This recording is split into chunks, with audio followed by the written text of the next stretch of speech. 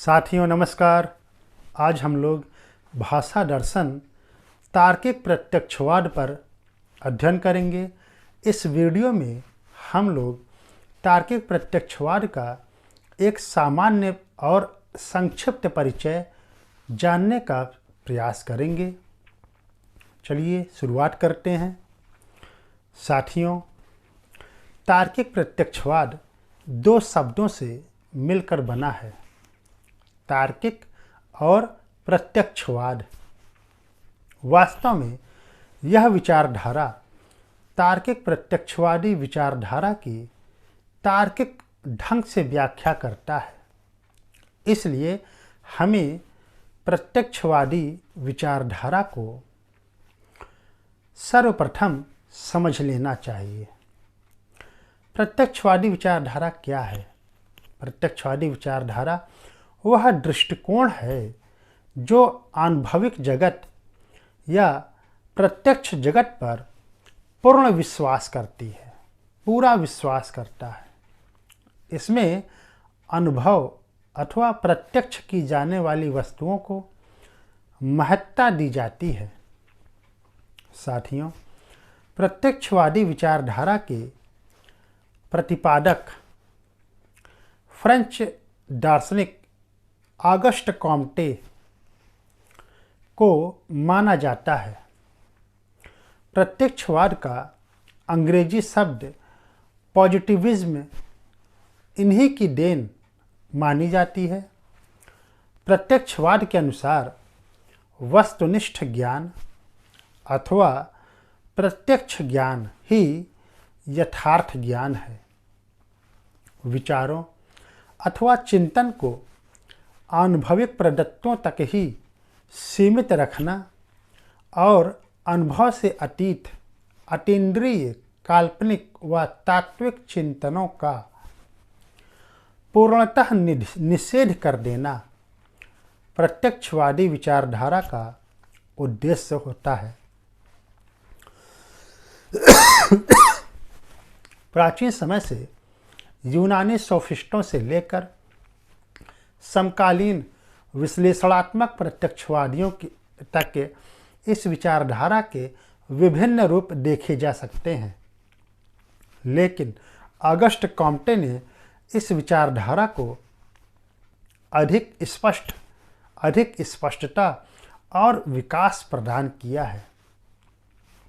20वीं शताब्दी के प्रारंभ में कुछ विचारकों ने ऑगस्ट कॉम्टे के प्रत्यक्षवादी दृष्टिकोण को एक नए ढंग से, एक अलग ढंग से लोगों के समक्ष रखने का प्रयास किया और इस नवीनतम व मौलिक विचारधारा को तार्किक प्रत्यक्षवाद के नाम से जाना गया।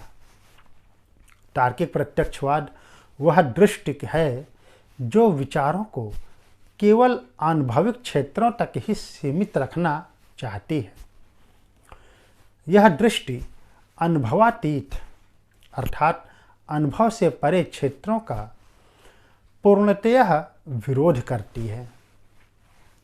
तार्किक प्रत्यक्षवाद की यह मान्यता है कि विचार को तथ्यों पर ही आधारित होना चाहिए और तथ्यों का ज्ञान केवल विज्ञान के द्वारा ही संभव है। इसलिए दार्शनिक चिंतन को विज्ञान के स्तंभों पर ही खड़ा होना चाहिए। साथियों, तत्वशास्त्र पर आधारित विश्व की समग्रता को दर्शन जो चित्र प्रस्तुत करता है वह वास्तव में व्यर्थ व निरर्थक है, क्योंकि ऐसे प्रयास अनुभव व विज्ञान पर आधारित नहीं है।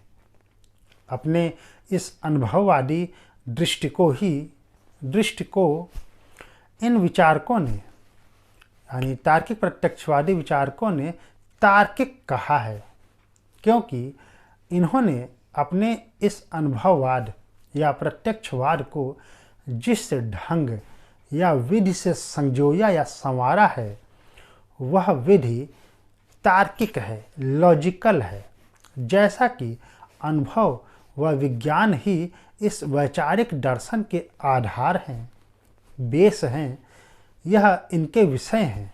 अर्थात अनुभव व विज्ञान ही इनके पक्ष में साक्ष्य प्रमाण प्रस्तुत करते हैं। इन्हें सिद्ध करने की आवश्यकता नहीं होती है।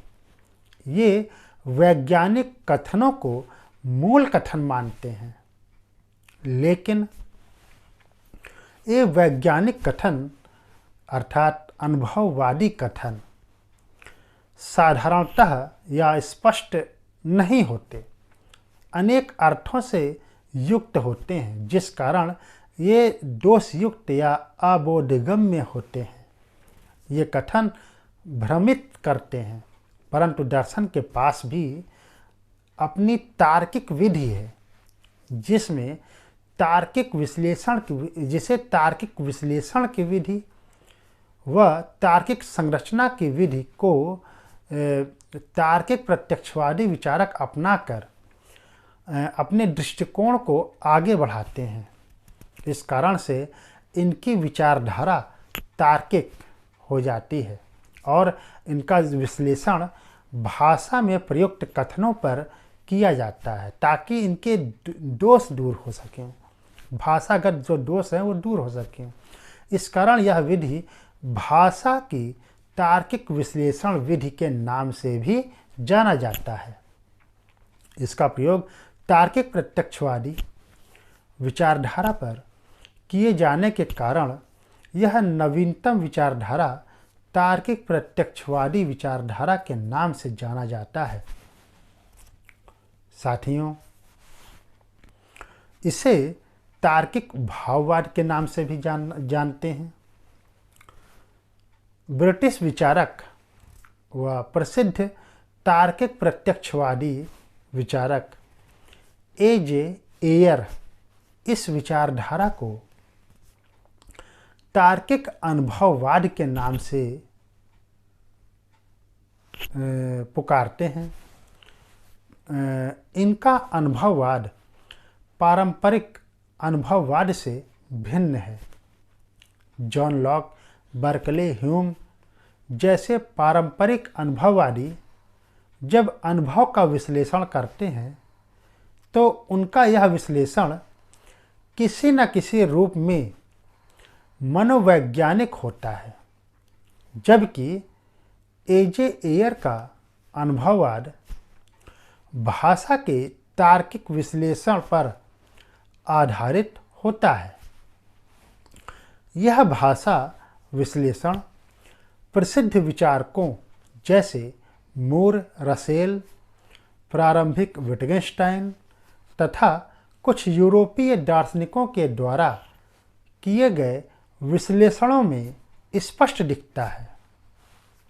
इस प्रकार के विश्लेषण में मूल आनुभविक बिंदु ही होते हैं, वे चाहे प्रत्यक्ष अनुभव से प्राप्त अणुवाक्य अर्थात एटॉमिक प्रोपोजिशन हो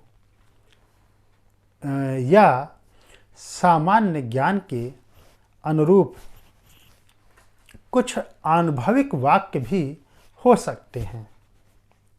साथियों, इस प्रकार हम लोगों ने तार्किक प्रत्यक्षवाद के ऊपर एक संक्षिप्त परिचय पर चर्चा किया है।